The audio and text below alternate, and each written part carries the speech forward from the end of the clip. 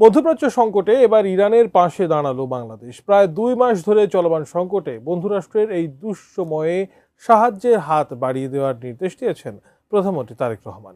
এর মাধ্যমে আরও শক্ত হচ্ছে এই দুই মুসলিম দেশের সম্পর্ক। বিস্তারিত জানাচ্ছেন তৌফিকুল আশিক।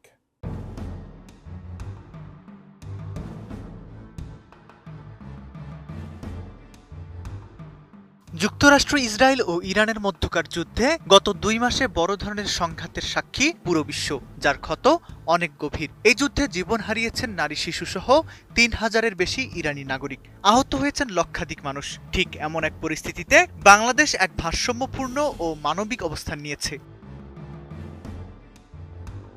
বাংলাদেশ ও ইরানের মধ্যকার সম্পর্কটা কেবল কূটনৈতিক নয়, বরং হাজার বছরের ধর্মীয় ও সাংস্কৃতিক অভিন্ন মূল্যবোধের ওপর দাঁড়িয়ে। তবে এই সুসম্পর্কের মাঝে বড় বাধা হয়ে দাঁড়ায় হরমুজ প্রণালীর নিরাপত্তা। যুদ্ধের কারণে বাংলার জয়যাত্রার মতো জাহাজগুলো মাঝ সমুদ্রে আটকে আছে। 3 বার চেষ্টা করেও হরমুজ প্রণালী পার হতে পারেনি বাংলার জয়যাত্রা, জানিয়ে উদ্বিগ্ন বাংলাদেশ।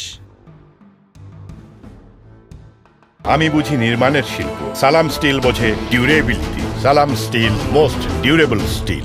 সংকটময় এই পরিস্থিতিতে তেহরান নিশ্চিত করেছে তারা বাংলাদেশি নাবিকদের সুরক্ষায় বদ্ধপরিকর। ইতিমধ্যে আজারবাইজান হয়ে 186 জন বাংলাদেশিকে নিরাপদে সরিয়ে নেওয়ার উদ্যোগে ঢাকার ভূমিকায় সন্তোষ প্রকাশ করেছে ইরান দূতাবাস। ইরান বলছে, বাংলাদেশ কেবল একটি প্রতিবেশী নয়, সম্পর্কটা ভাইয়ের।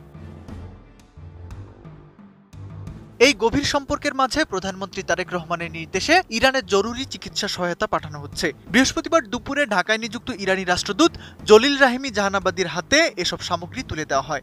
বাংলাদেশ রেড ক্রিসেন্ট সোসাইটির মাধ্যমে পাঠানো এই সহায়তার জন্য প্রধানমন্ত্রী গত 6 এপ্রিল নিজস্ব তহবিল থেকে 1 কোটি টাকার অনুদান দিয়েছিলেন। ঢাকায় ইরানি দূতাবাসে আয়োজিত এই অনুষ্ঠানে উপস্থিত ছিলেন পররাষ্ট্র সচিব নজরুল ইসলাম। তিনি জানিয়েছেন, মধ্যপ্রাচ্যের এই রক্তক্ষয়ী সংঘাত আর প্রাণহানিতে গভীরভাবে ব্যথিত বাংলাদেশ। শান্তি আর আলোচনার মাধ্যমেই এই সংকটের স্থায়ী সমাধান চায় ঢাকা।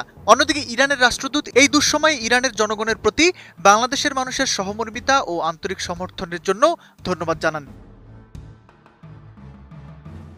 এর আগে ইরানের উপর আগ্রাসনে বাংলাদেশের নীরব অবস্থান নিয়ে ইরানের রাষ্ট্রদূত আক্ষেপ প্রকাশ করেন। বিষয়টি গড়ায় পার্লামেন্ট পর্যন্ত। এবার প্রধানমন্ত্রী তারেক রহমানের নির্দেশে এই সহায়তা দুই মুসলিম দেশের সম্পর্ককে আরও মজবুত করার ইঙ্গিত দিচ্ছে। চরম এই দুর্দিনে বাংলাদেশের হাত বাড়ানো দক্ষিণ এশীয় কূটনীতিতে এক নতুন নজির। তৌফিকুল আশিক, এটিএন নিউজ।